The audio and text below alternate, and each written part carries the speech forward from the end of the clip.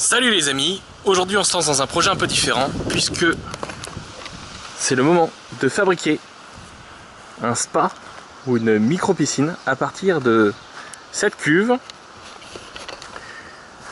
Donc l'idée est de faire un trou là, de remplir d'eau et d'en profiter.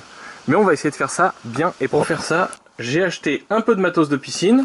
Il y en a que j'avais récupéré. Donc une pompe pour la filtration, des vannes pour pouvoir arrêter l'eau quand on change le filtre, un skimmer et une buse de retour pour le retour de la pompe.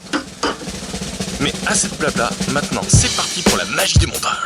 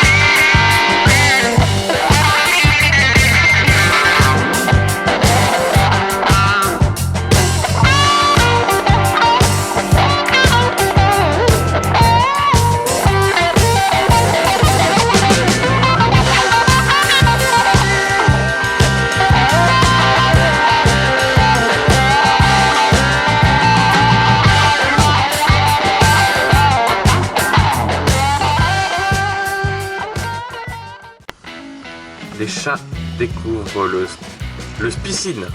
C'est un spa piscine. Les amis, j'ai un peu oublié le timelapse parce qu'il fait trop chaud pour bricoler normalement. Donc ce qui s'est passé, c'est que on a coupé des planches. De l'autre côté, un stagiaire. Donc voilà. Et surtout, on a rempli d'eau. Voilà. La partie bardage est terminée. Bon, c'est assez simple, presque terminé. Il reste quelques couvre-joints à mettre là. C'est assez simple, il n'y a rien de particulier.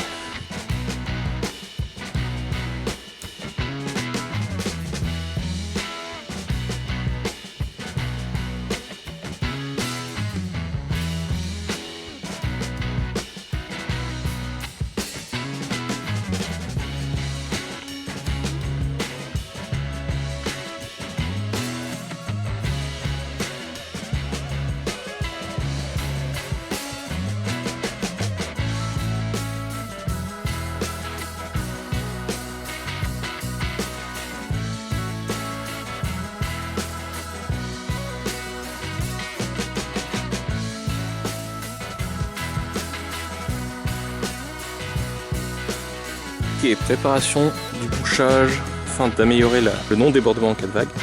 Donc là j'ai protégé le skimmer et je vais mettre de la mousse expansive dans tout le tour.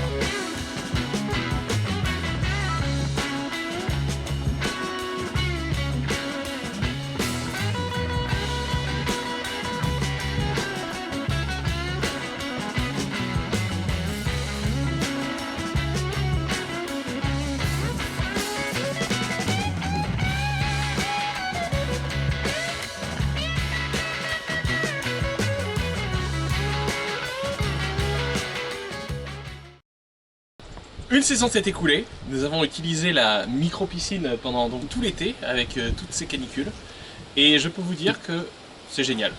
Il faut absolument fabriquer ça. On va regarder dans quel état elle est aujourd'hui, donc on est en novembre, c'est la fin de la saison, ça prête à l'hiverner. Donc pour maintenir la chaleur, un petit bloc de polystyrène. Les bidons au fond servent à augmenter le niveau de l'eau parce que le skimmer ici n'a qu'une tolérance de 6 cm entre le min et le max et quand on pèse 90 kg comme moi, on pèse 90 litres. Or, 90 litres dans un truc d'un mètre carré, c'est 9 cm. Donc là, si je laisse tous les bidons et toute l'eau qui est actuellement, en gros, l'eau elle monte là quand je rentre dedans. Donc forcément, on a des petits problèmes. Donc on enlève les bidons quand on rentre dedans, et comme ça, le niveau baisse et on compense la hauteur.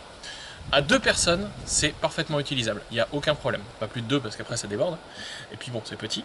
À 2 personnes, il n'y a aucun problème de taille ou d'espace. Beaucoup de gens me disent « Ah, mais c'est trop petit, tu peux pas étendre les jambes. » Si, tu peux t'asseoir, étendre les jambes, tu flottes. Il n'y a pas besoin de faire un banc ou quoi que ce soit. On flotte naturellement, c'est ultra agréable. Et avec le petit chauffage solaire que j'ai mis sur le côté, il y a juste un tube noir enroulé au soleil et une déviation au niveau de la pompe. On est monté plusieurs fois à 34 degrés et parfois on a cherché à la refroidir en faisant tourner le système la nuit. Donc vraiment très efficace. Par contre sans chauffage solaire ça chauffe très peu parce que le rapport de côté par rapport à la surface qui prend le soleil est très très faible. Et comme on a mis de l'isolant, bah, ça chauffe pas par les côtés.